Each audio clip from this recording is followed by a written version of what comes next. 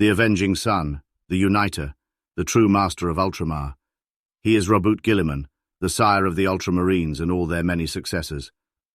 Coming from a time of legend, Guilliman is one of the 20 Primarchs, the genetically mastered demigods created by the Emperor himself. It was Guilliman that led the Ultramarines during the Great Crusade, directing his legion to triumph after triumph. His tactical prowess and military organization reckoned superb, even by his Primarch brothers. In his veins runs the blood of the Emperor, for that great being gave much of his own self to spark those who would be his generals and leaders for a new age of mankind. That age would never be. The Emperor fell slaying the arch-traitor Horus, and it was Guilliman that took up his burning blade. It was Guilliman's way not to raze and destroy, but to conquer and build, to leave not ruins but the groundwork for a better, nobler civilization for mankind.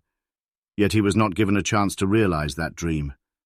Guilliman was mortally wounded at the Battle of Thessalia by the poisoned blade of his brother Fulgrim and placed in emergency stasis.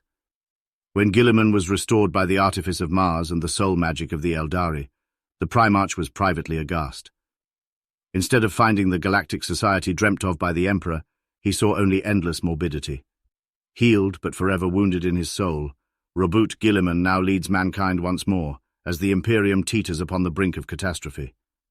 Guilliman wields no less a weapon than the Emperor's sword, his badge of office as Lord Commander of the Imperium.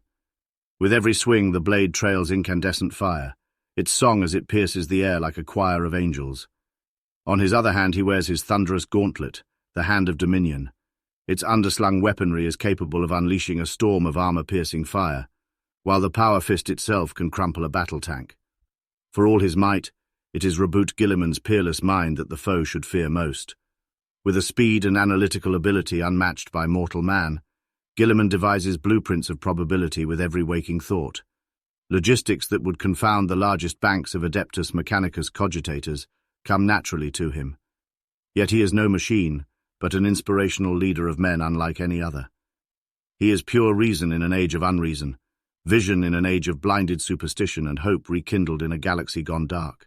Even as he leads mankind's greatest armies into battle, his superlative mind whirls. Many times he has asked himself if it is already too late, and if the cost that must be paid to save humanity is too high. Perhaps it was these very questions that Robute Guilliman asked the Emperor when he was reunited with his father before the hallowed Golden Throne.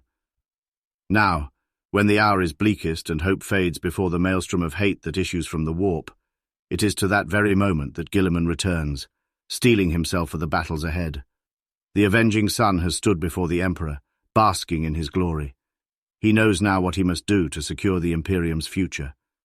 As one who has seen what humanity can achieve at their best, what right does he have to do any less? Surrender, retreat, failure. These things are anathema to me just as they are to my sons.